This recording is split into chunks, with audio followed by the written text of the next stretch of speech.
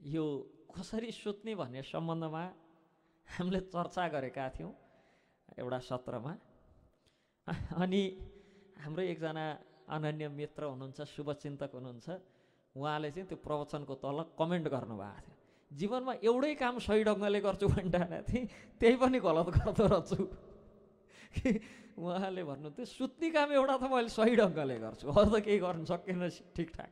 सुत्ने काम चाहिँ म पाएसम्म सही ढङ्गले सुत्छु भन्ने थियो, त्यही सुत्न पनि मिल्दो रहन्छ आफ्नो भन्नुहुन्थ्यो। कि एउटै काम राम्रोसँग गर्छु भने त्यही पनि राम्रोसँग हुँदो रहन्छ, मतलब सही ढङ्गले सुत्न समेत। तपाईँका कुरा सुनेपछि सुत्न त सही ढङ्गले सकेन, अरू के गरेला जीवनमा, म त हतोत्साहित भई भन्नुहुन्थ्यो। सुत्ने कसरीदेखि लिएर उठ्ने कसरी, उठेपछि के गर्ने, उठे पछाडि बिछ्याउनबाट भुइँमा कुन चरण पहिला राख्ने, राख्दाखेरि के भन्ने र किन त्यही चरण पहिला राख्ने, ती सम्बन्धमा समेत शास्त्रले बताएको छ। अब नैऋत्यतर्फ गएर शिर ढाकेर वस्त्रले दाहिने कानमा यज्ञोपवीत राखेर उत्तरमुखी भएर मौन भएर फोनमा गफ गर्दै टोइलेटमा छु टोइलेटमा भन्दै, त्यो होइन, मौनी भएर मौन भएर टोइलेटभित्र बसेर गफ गरेर हुन्छन् भने फोनमा। कति व्यस्त त व्यस्त भयो, 5 मिनट छिटो उठ्नु नि त्यस्तो व्यस्त मान्छेहरू त। त्यसोसम्म त ठिकै हो, टोइलेट जाँदै मोबाइल बोकेर किन जान्छन् भन्छु, मोबाइल बोकेर टोइलेट किन जाने हो। र यो सन्ध्या र दिनका लागि नियम हो। अनि रात्रिका लागि रात्रि दक्षिणमुख भएर यही कारणले गर्दा मलमूत्र त्याग्दा दक्षिणतर्फ फर्केर,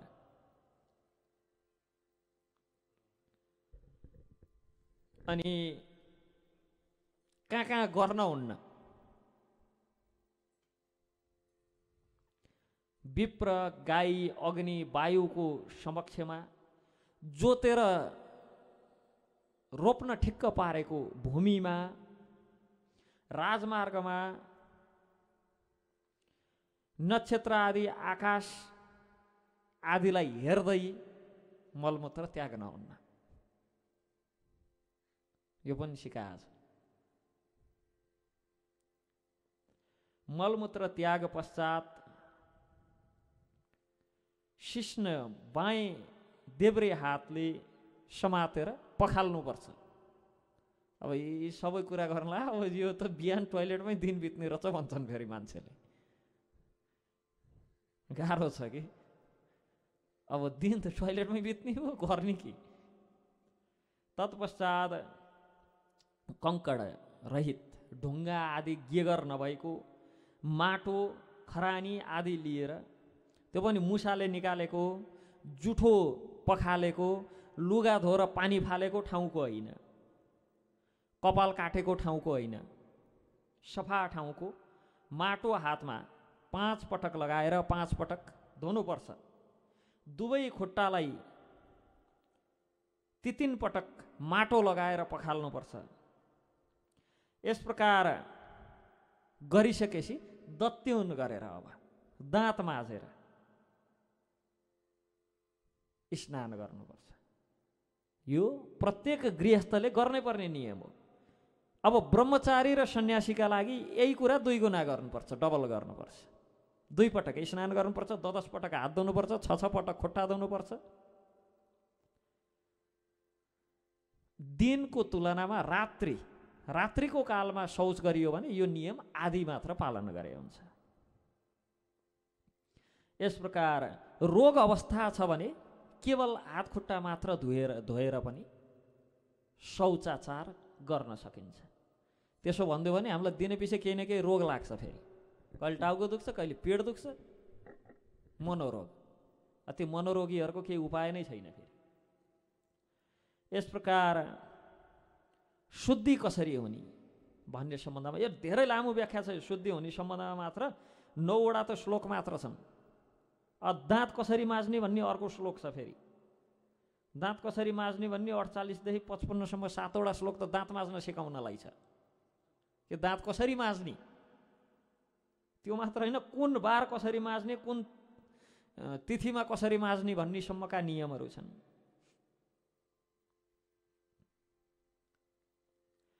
अनि स्नान गर्दाखेरि सरोवरमा यदि 2 कोस वरिपरिसम्म सरोवर छन् भने, नदी छन् भने नदीमै गएर स्नान गर्नुपर्छ। हामीले पनि त्यसै भनेर नदीकै जललाई चाहिँ पाइप लगाएर आश्रमसम्म ल्याएछौँ, नदीलाई नै आश्रममा ल्याएको। र चन्द्रायण व्रतको समयमा पूर्व अथवा उत्तरमुख गरेर, अरू समयमा दत्तामुख गर्दा नि भयो।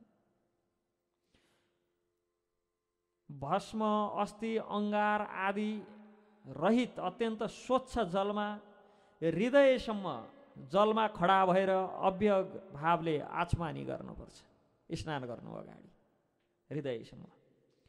ब्राह्मण ब्रह्मतीर्थमा दृष्टिपुत जलले आचमान गर्नुपर्छ, यो भागलाई ब्रह्मतीर्थ भन्छन्।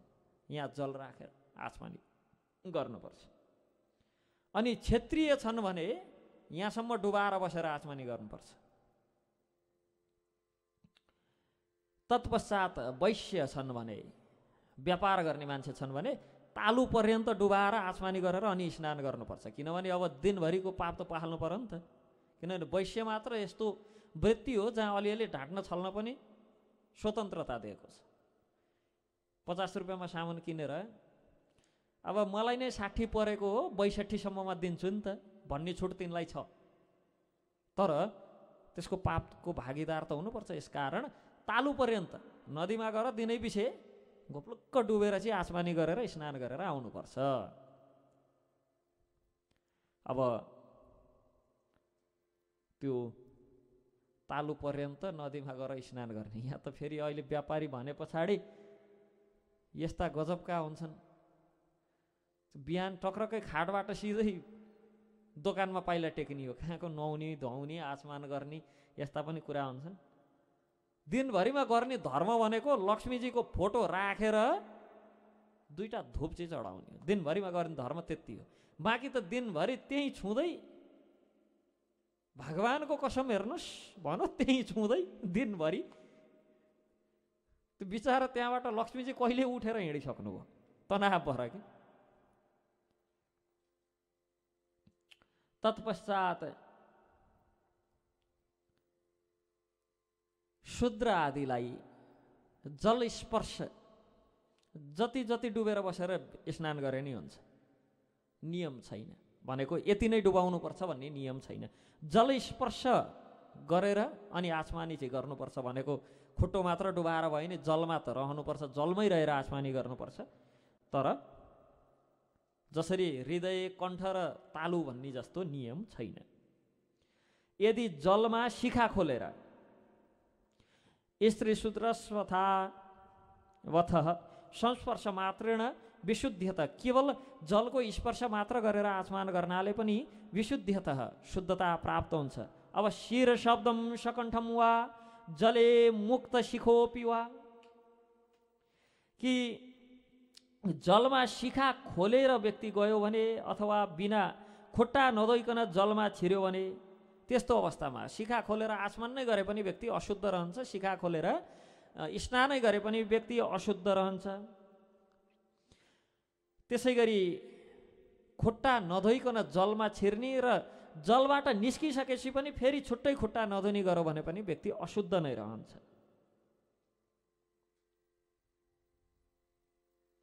आत्मा शुद्धि हेतु 3 पटक आचमानी गरेर शिर आदि सबै स्पर्श गरेर तत्पश्चात आचमान गरेर हिँडे पछाडि, मार्गमा बाटोमा हिँडडुल गरे पछाडि, घर छिरे पछाडि पनि पुनः भान्सामा छिर्नु अगाडि, मन्दिरमा छिर्नु अगाडि आचमानी गरेर मात्र छिर्नुपर्छ। स्नान, भोजन, जलपान, शुभ कर्म आरम्भ, शयन, वस्त्र परिधान, अमङ्गल दर्शन भए पछाडि आचमान गर्नै पर्छ, नत्र अशुद्ध रहन्छ। यी सबै सदाचारका विषयहरू हुन्। यति गरिएन भनेदेखि त्यो ब्रह्म कर्म ठहरिँदैन।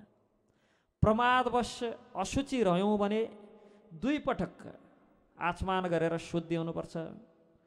अनि यदि दन्त धावन, दन्त प्रक्षालन, दाँत नमाजिकन स्नान र आचमान गरे पनि व्यक्ति शुद्ध हुँदैन। र दाँत माझिसके पछाडि यदि स्नान गर्दैन भने पनि अशुद्ध नै रहन्छ। हाम्रो त आजकल चलन के छ भन्दा बिहानको खाइसके पछाडि हिँड्नु अगाडि दाँत माझ्ने चलन छ नि, त्यो अशुद्ध अवस्था मानिन्छ। कि दाँत माझे पछाडि, नङ काटे पछाडि, शौच गरे पछाडि स्नान गरेन भने अशुद्ध मानिन्छ।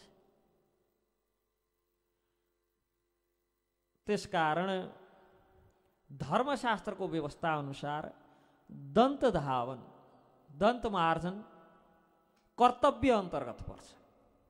त्यो चाहिँ ऐच्छिक होइन, आज भ्याइएन गाडे दाँत नमाजौँ, त्यो कर्तव्य अन्तर्गत पर्छ। प्रतिपदा, अमावस्या, आइतबार र नवमीका दिन निमको काठले दत्युन गर्नुपर्छ, दाँत माझ्नुपर्छ भने अरू दिन यथेष्ट जो प्राप्य हुन्छ र जो स्वास्थ्यका लागि ठिक छन् त्यो दत्युनले दाँत माझ्दा हुन्छ। अहिले त सजिलो छ, प्लास्टिकको आउँछ, घर घर घटे आउँछ, सजिलो छ। र दाँत माझिसके पछाडि 12 पटक जलले कुल्ला गर्नुपर्छ, स्वच्छ जलले, तब मात्र मुख शुद्धि हुन्छ। अब त्यो दत्युन पनि 12 अङ्गुल लामो, यसरी 12 अङ्गुल लामो हुनुपर्छ। बाङ्गो टेढो परेको, बाहिर बोक्रैसितको हुन हुँदैन।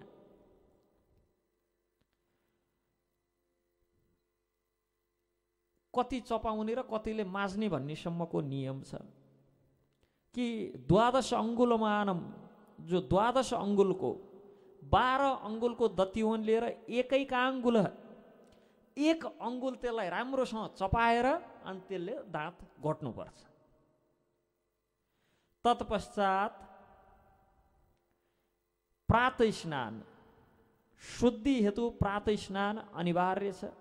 तीर्थमा प्रातः स्नानको विशेष महत्त्व छ। प्रातः स्नानबाट शुद्धि मिल्छ। यसकारण यदि मलिनताबाट टाढै रहने हो भने प्रातः स्नान गर्नुपर्छ। शरीरमा 9 द्वारहरू छन्, 9 द्वारहरूबाट मल निस्कने गर्छन्। 9 वटा द्वारहरू छन्, आँखाबाट नाक, मुख, कान, जनेन्द्रिय, मलद्वार। यी 9 द्वारहरू मलका स्थानहरू हुन्, यहाँबाट मल निक्लने गर्छन्। र प्रातः स्नान नगर्नाले यी द्वारहरू पवित्र हुँदैनन् र अपवित्र द्वारहरू शरीरमा यसै लिएर हिँडे पछाडि यसै पनि व्यक्ति अपवित्र भइ नै हाल्यो। यसकारण जसले आफूले आफूलाई ब्रह्मत्वमा स्थापित गर्न चाहन्छ, ब्रह्म कर्ममा स्थापित गर्न चाहन्छ, त्यस्तो व्यक्तिले यी आचरणका नियमहरू पालन गर्नुपर्छ। गाह्रो छ नि, मुखले भने जस्तो सजिलो ब्राह्मण हुन कहाँ छ। अब आफू त ब्राह्मण, मैले खाइदिएपछि देवताले पाउँछन् भनेर उही मुखैले बकबक गरे जस्तो सजिलो कहाँ छ। यस्तो गर्नाले के हुन्छ, प्रातः स्नानले उत्साह प्राप्त हुन्छ व्यक्तिमा। अनि प्रातः स्नान, बिहानको स्नान सरोवरमा गर्नुपर्छ भने कुरो बुझ्यो होला, तातो पानीले गर्ने होइन। सरोवरमा चाहिँ त्यो के अरे पानी तताउने गिजर, सरोवरमा गिजर लगाउन मिल्दैन। रोगी व्यक्ति बाहेक अरूले, अब पिण्ड रोगीहरूको त के कुरा गर्ने, अब तिनले त तातो पानीले भने नुहाउनु पर्यो, नुहाउनु चाहिँ पर्यो। जसलाई रोग व्याधि आदिले च्यापेको छैन र भविष्यमा पनि नच्यापोस् भन्ने इच्छा छ, त्यस्ता व्यक्तिहरूले प्रातः स्नान चिसो पानीले गर्ने। त्यो प्रातः स्नानले उत्साह प्राप्त हुन्छ। त्यो त चिसो पानी ज्यानमा खन्याएपछि त्यसै पनि उत्साह प्राप्त हुन्छ। 9 दिन भन्दा भन्दै बिहान धाराभित्र छिरेर हात धुनलाई धारो खोलेको कुन चाहिँले सावरवाला चाहिँ खोलेर राख्दैछन् र ख्वार झरो भने त्यो नुहाउन भनेर त गयो नि, तर उत्साह छुट्टै प्राप्त हुन्छ। बाहिर आएर उस्तै परे त्यो खोल्ने अनि राम्रोसँग बन्द नगर्नेलाई पिटपाट पार्नेसम्मको उत्साह पैदा हुन्छ पानीले। उत्साह प्राप्त हुन्छ, सौभाग्यको वृद्धि हुन्छ, रूप सम्पदा वर्धित हुन्छ। ह्यान्डसम ब्युटिफुल बन्न इच्छा लाग्नेहरूले नि बिहान उठ्ने चिसा पानीले नुहाउने, सर्लक्क रूप बढ्छ, सम्पदा वर्धित हुन्छ, सौभाग्य प्राप्त हुन्छ। महापापहारी प्रात स्नान प्रजापत्य व्रत समान छ वास्तवमा। दुष्ट ग्रह आदि, दुष्ट योनिजात प्रेत आदि, जो दुष्ट प्रेत आदि योनिजन व्यक्तिहरू पनि प्रात स्नान गर्नाले त्यस्तालाई स्पर्श गर्न सक्दैनन्। जसले प्रात स्नान गर्छन् त्यस्ता व्यक्तिहरूलाई ग्रह आदि, दुष्ट योनिजात आदि, प्रेत आदि लाग्दैन। प्रात स्नानबाट दृश्य फल र अदृष्ट फल आदि जन्मिन्छन्, भनेको भाग्यवर्धन हुन्छ। यसकारण सदा प्रात स्नान गर्नुपर्छ। र स्नान विधि सम्बन्धमा अब बताउँछन्। अब नुहाउने कसरी, अघिसम्म हामी शौच आदि दाँत माझ्नेसम्मको कुरा भयो, अब बिहान नुहाउनुपर्छ भन्ने कुरो त भयो, तर नुहाउने कसरी? स्नान विधि साधारण स्नान विधि भन्दा विधिपूर्वक गरेको स्नानले त्यो सामान्य हामीले आफ्नै ढङ्गले गरेको नुहाइ भन्दा 100 गुणा ज्यादा फलप्रदायक हुन्छ। र विशुद्ध माटो, कुश, तिल, गोमय आदि लिएर पवित्र दिशातर्फ फर्केर आचमान गरेर तत्पश्चात स्नान गर्नुपर्छ। गोमयद्वारा स्नान गर्ने। अनि विशुद्ध माटो, कुश, तिल आदि जो पवित्र वस्तुहरू पदार्थहरू लिएर त्यसले स्नान गर्ने। भनेको पानीले त स्नान गर्ने हो कि त्यो साबुनको सट्टा चाहिँ ती कुराहरू दल्ने शरीरमा। शिखा बाँधेर जलमा प्रवेश गर्ने, तत्पश्चात आफ्नो शाखा अनुसार परम्परा अनुसार स्नान गर्ने। मन्त्र त परम्परा अनुसार फरक फरक हुने भने त स्नान मन्त्र।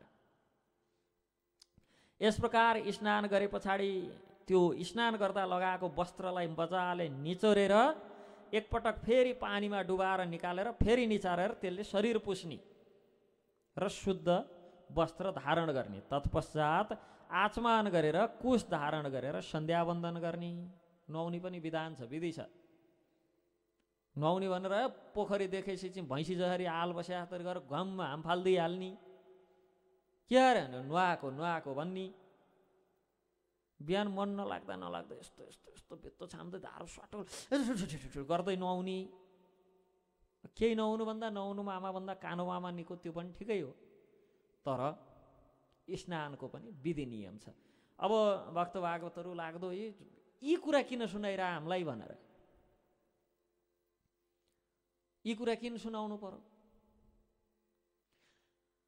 यस्तै साना साना कर्म सही ढङ्गले गऱ्यौँ भनेन सत्कर्म हुन्छ, सदाचार हुन्छ। यहाँ हामीलाई कसरी खाने, कसरी टोइलेट जाने, कसरी नुहाउने थाहा छैन। उहाँ गोलकका चाहिँ वैकुण्ठका चाहिँ माधुर्य लीला, पराकीय भाव, विप्रलम्ब रस भनेर मात्र के गर्ने हो र? सम्बन्धादिदेव, अभियोजनादिदेव, प्रयोजनादिदेव, निकुञ्ज लीला, निकुञ्ज सेवा भनेर के गर्ने? यहाँ खाने कसरी, टोइलेट जाने कसरी, नुहाउने कसरी थाहा छैन। त्यसकारण यी कुरा जीवनका आधारभूत आवश्यकता हो। पहिले यो कुरा बुझ्नै पर्छ। ती त रागात्मक भक्तिका स्तर हुन् भक्त भागवतहरू। त्यो स्तरमा पुगे पछाडि त यी आफै हुन लाग्छन् हामीमा। तर अहिले जबसम्म त्यो रागात्मक भक्तिको स्तरमा पुग्दैनौँ, सिक्नु परेन, जान्नु परेन। किनभने यही मार्ग, यिनै आचरणहरूलाई, यिनै सदाचारहरूलाई समात्दै यिनैमा टेक्दैन त्यो रागात्मक भक्तिसम्म पुग्ने हो। हामीलाई त सिँढी नै नचढी टुप्पामा पुग्नु परेको छ। टुप्पामा पुग्न सिँढी चढ्नुपर्छ। दुईटा खुड्किलो चढ्छु भन्न मिल्छ, तर खुड्किलै चढ्दैन म सिधै टुप्पामा जान्छु भन्ने त हुँदैन। यसकारण दृढतापूर्वक चित्त संयम गरेर प्राणायाम गर्ने अहोरात्रि दिन रात्रिको पाप तत्काल मुक्ति गर्ने उपाय हो। चित्तलाई संयमताका साथ 10 देखि 12 प्राणायाम गर्ने, तत्पश्चात व्याहृति तथा प्रणव साथ 16 बार प्राणायाम गरेर 1 महिना पर्यन्त जसले अहरह अनुष्ठान गर्ने गर्छ, अनुष्ठित गर्ने गर्छ, त्यस्तो व्यक्ति भ्रूण हत्या आदि पापबाट पनि मुक्त हुन्छ। अनि भ्रूण हत्यालाई कति ठुलो पाप मानिएको छ। प्राणायामास्तु 16 अपि भ्रूणहनम, यो अक्षर बुझे त यहाँ हजुरहरूको प्रेम र सद्भाव नाम आइपुग्यो, तर ठिक छ।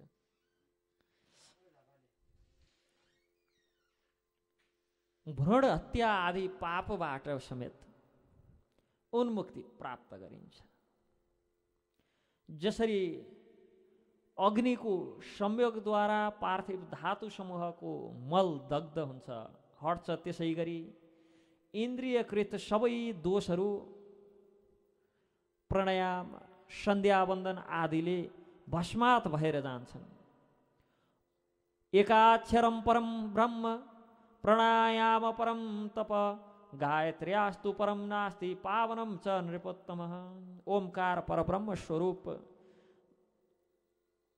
हे नृपश्रेष्ठ, यहाँ युधिष्ठिरलाई बताउँदै हुनुहुन्छ व्यासले कि